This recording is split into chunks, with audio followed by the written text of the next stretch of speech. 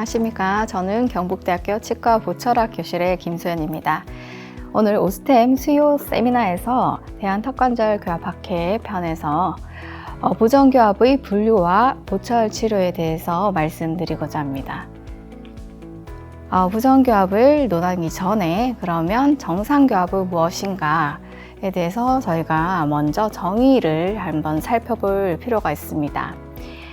정상적인 것, 생리적인 것, 이상적인 것 이런 것은 비슷한 개념인데요. 이상적 교합이라 함은 우선 증상이 없고 효율적으로 저작하면서 편안한 교합으로서 일률적인 어떠한 형태가 있다기보다는 각 개인이 자신만의 이상적 교합을 가지고 있는 상태를 얘기를 합니다. 중요한 것은 상하악 치열이 기능할 때 조화롭게 접촉한다는 것입니다. 이러한 하모니어스 컨택을 위해서 전치부의 특별한 기능이 있습니다. 하악이 정적인 상태에서 동적인 상태로 교합 접촉이 변화할 때 전치부에 의한 가이드로 인해서 구치부의 이계가 발생합니다. 이로써 인간은 삼천적이고 효율적인 저작 패턴을 가질 수가 있습니다.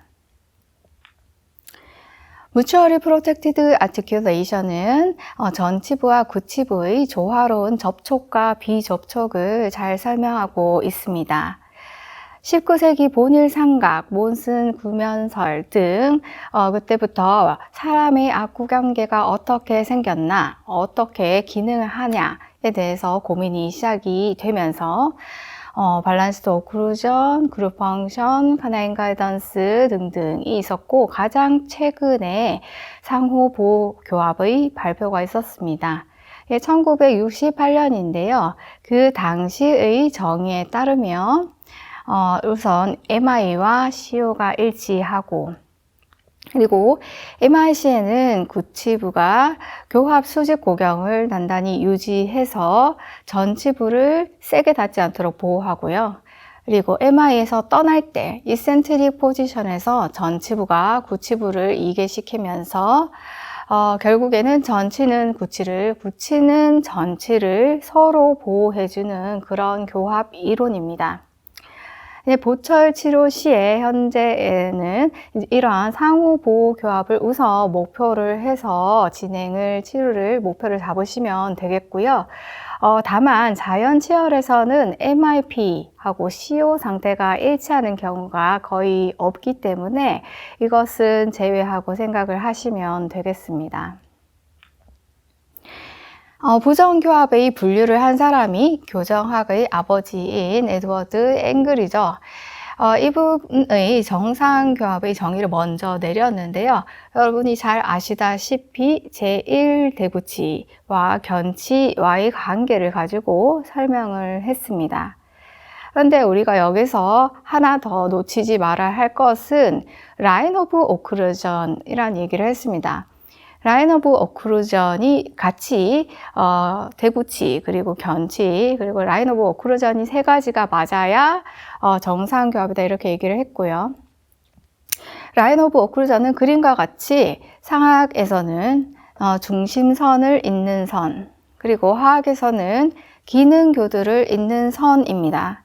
이렇게 되면 상악과 하악이 다 물렸을 때 이 선이 만나게 되면서 라인이 딱 맞게 되는 것이고요.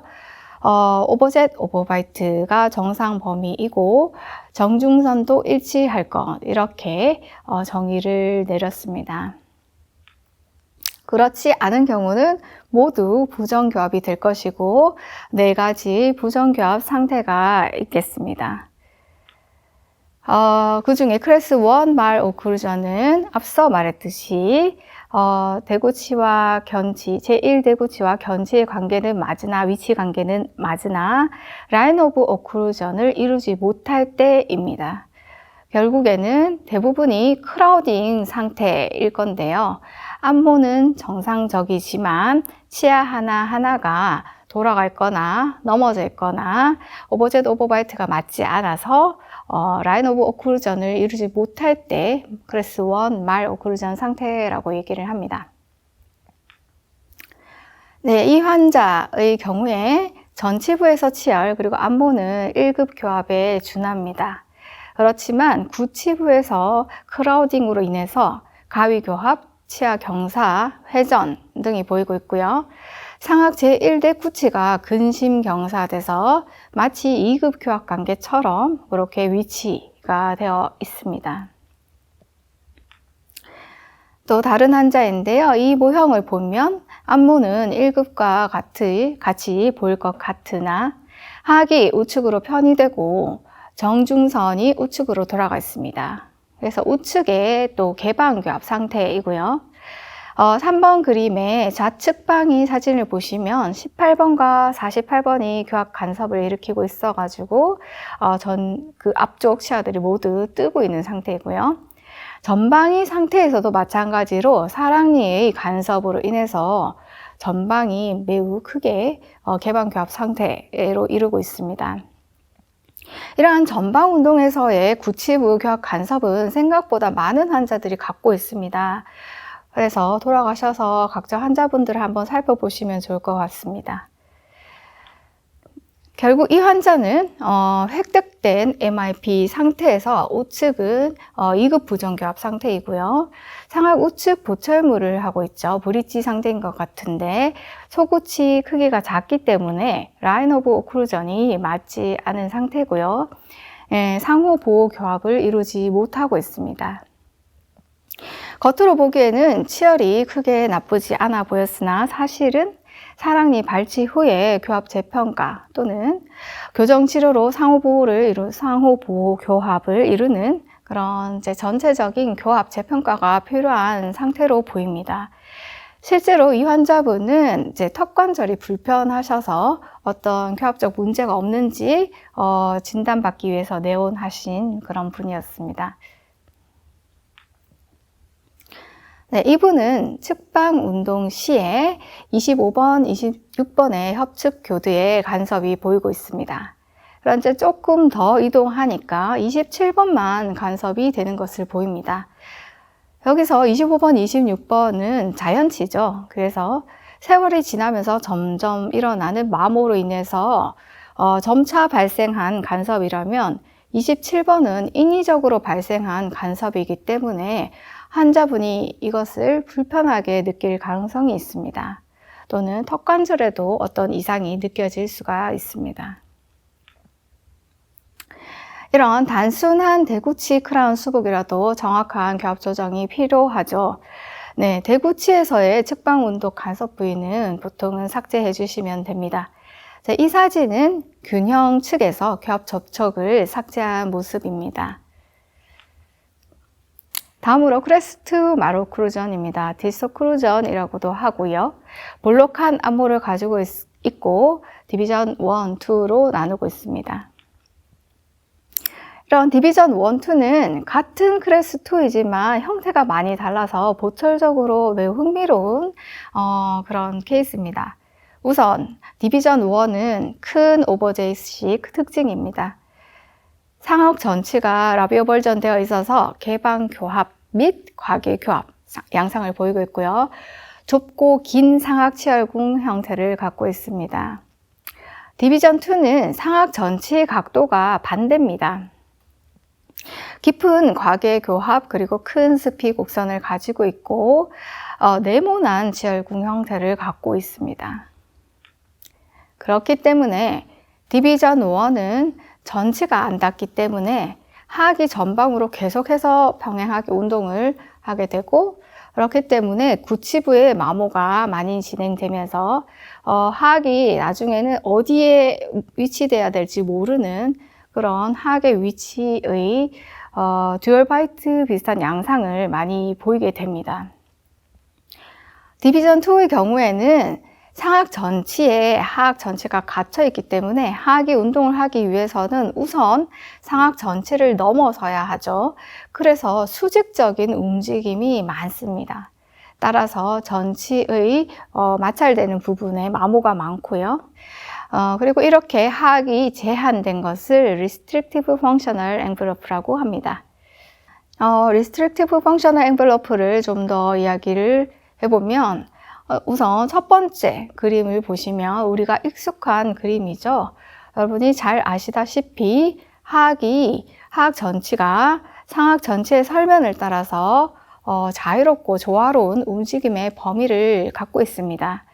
그런데 두 번째 그림처럼 클래스 2 디비전 2 상태이면 상악 전치가 설축으로 경사지면서 하악 전치 운동 범위가 점점 좁아지게 됩니다. 세 번째를 눈여겨보셔야 되는데 상악 전치의 보철물에서 흔히 일어나는 실수입니다. 상악 전치의 설면을 기존 운동 범위와 다르게 형성해 주셨을 때 하악 전치가 움직이다가 털커덕 부딪힐 수도 있고 뭔가 공간의 변화를 느끼면서 관절에 문제가 생길 수 있고 아니면 하악 전치에 심한 마모를 일으킬 수 있겠습니다. 이분은 상악 전치의 도제가 파절이 계속 진행된다고 하셔서 오신 분인데요. 상악 6전치 모두 순면에 도제 파절이 되어 있고 자세히 보면은 하악 전치의 도제도 파절이 있습니다. 그런데 옆모습을 보면 상악 전치의 경사가 과하게 수직적인 것을 볼 수 있습니다. 환자가 편안히 턱을 앞으로 내밀었을 때 최대한 내민 것이 아니라 편안히 앞으로 내밀었을 때 위치를 보면 상하악 전치의 조화가 전혀 이루어지지 않은 상태인 것을 볼 수 있습니다. 그래서 이 보철물의 각도 문제로 인해서 파절이 일어났겠다 이렇게 생각이 듭니다. 클래스 2 디비전 1의 다른 예입니다. 이분은 평소에 1번과 같이 입술을 다물고 계시는데요. 여기서 입술만 살짝 벌려보면은 3번과 같이 치아 자체는 클래스 1인 것처럼 만나고 있지만 사실은 환자는 턱을 내밀고 있는 그런 상태가 있습니다. 여기서 제가 하악 위치를 정상 위치로 유도를 하면 2번처럼 되는데요. 그럼 매우 깊은 교합 관계가 되죠. 깊은 교합 관계가 되고 입술을 다물었을 때 4번과 같이 합죽해집니다. 그래서 환자분은 지금 어금니도 없고 어차피 다물었을 때 1번이 훨씬 예쁘고 하기 때문에 자기도 모르게 습관적으로 턱을 내밀게 되는 이런 이제 형상을 보이게 됩니다. 따라서 이 환자에게서는 빨리 구치부를 수복하셔서 정상적인 하악위에서 기능을 하도록 해주는 것을 목표로 잡아야겠습니다. 네, 클래스 2 디비전 1의 치료에서 큰 오버젯을 극복하기 위해서 전치부의 접촉을 형성해 주기 위해서 노력을 해 주셔야 하는데요. 물론 위치상 가능할 때입니다.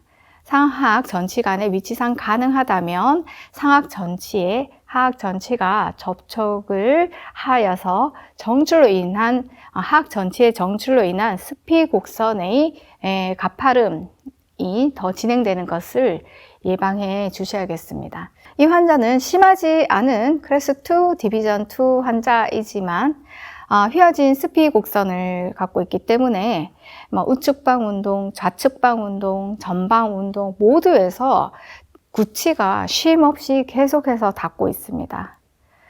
현 상태는 상호 보호 교합에 위배되고 치열의 피로가 누적되고 마모가 가속화될 것입니다. 그래서 생리적 조화 상태를 벗어난 특히 상하 우측의 보철물의 경우에는 좀 더 교합 조정이 필요할 것으로 판단이 됩니다. 또 다른 클래스 2 부정교합 상태입니다. 전치부의 구치부 이계의 원칙은 따르고 있지만 전치부의 과한 접촉과 구치부의 이계량이 너무 큰 점이 눈에 띄고요. 이럴 경우에 전치부에 무리가 가게 됩니다. 그래서 조금 더 지켜보면서 생리적 범위를 넘어선다고 판단될 때 상악 전체의 길이를 줄인다든지 하는 이제 처치를 통해서 수직 이동량과 접촉을 줄이는 것을 고려해 볼 수 있겠습니다. 다음으로 클래스 3.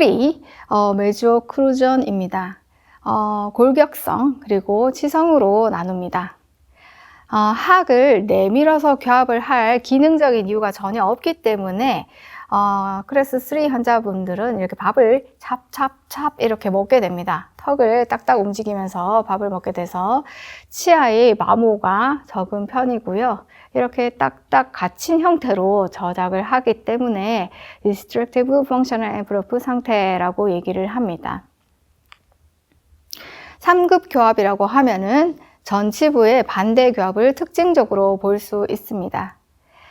반대 교합은 골격성 반대 교합과 치성 반대 교합으로 나누어서 생각을 우선 할 수가 있습니다.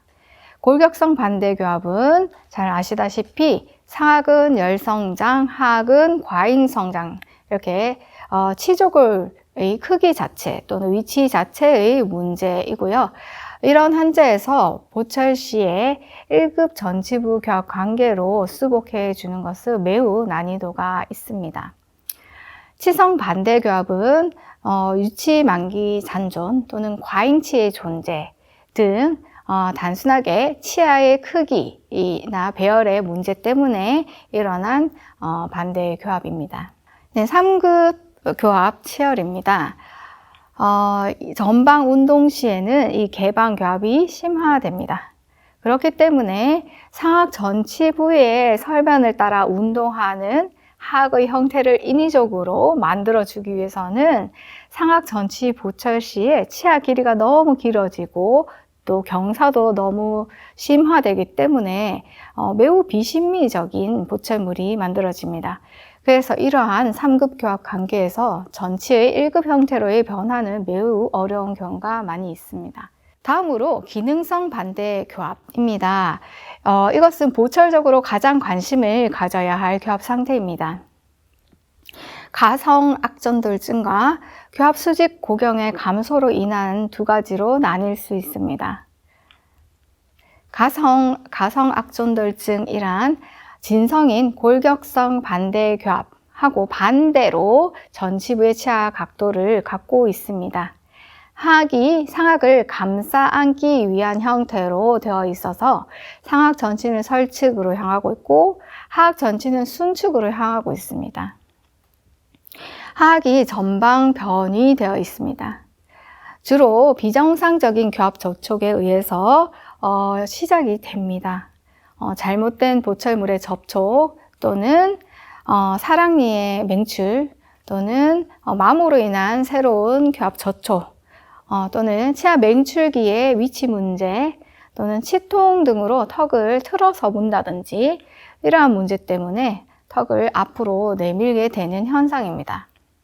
다음으로 교합 수직 고경 감소로 인한 기능성 반대 교합은 마모 환자의 흔한 상태로서 원래는 1급 교합 관계였는데 마모가 진행이 되면서 엣지 투 엣지 상태가 되고 계속 진행되어서 반대 교합까지 이어지는 그런 상태입니다.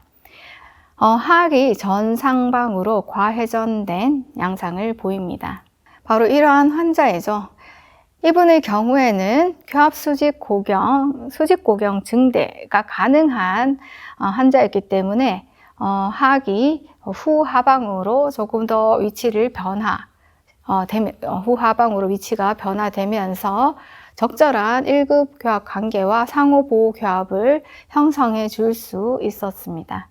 이렇게 완전히 진행된 후의 재검보다는 저는 이렇게 시작되는 환자의 예방적 보철 처치에 대해서 중요한 가치를 두고 있습니다. 기능적 반대 교합의 시작은 전치부의 마모입니다. 이분의 경우도 전치부의 절단면에 깊은 습급 형태의 마모면을 보이고 파절도 시작이 된 것을 볼 수 있습니다.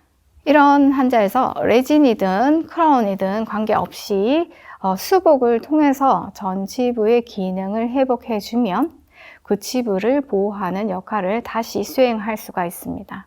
지금까지 내용을 요약해서 한 번 더 말씀드리겠습니다.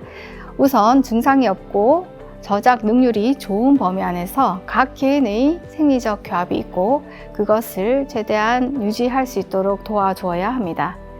클래스 1 부정교합의 경우에는 라인 오브 오클루전이 맞지 않기 때문에 교합적 처치가 필요한지에 대해서 평가가 필요합니다. 클래스 2 디비전 1의 경우에는 구치부의 마모가 먼저 발생을 하고 클래스 2 디비전 2는 전치 마모가 일어나기 쉽습니다. 클래스 3 중에서 하악 위치의 변이 또는 치열의 마모로 발생된 기능적 반대의 교합이 있고 여기서 예방적 처치가 중요하겠습니다. 마지막으로 각 환자의 교합 상태를 평가하고 각 상태에 필요한 적극적 대처로 치료에 임해야겠습니다. 지금까지 부정교합의 분류와 보철 치료에 대해서 말씀드렸습니다. 감사합니다.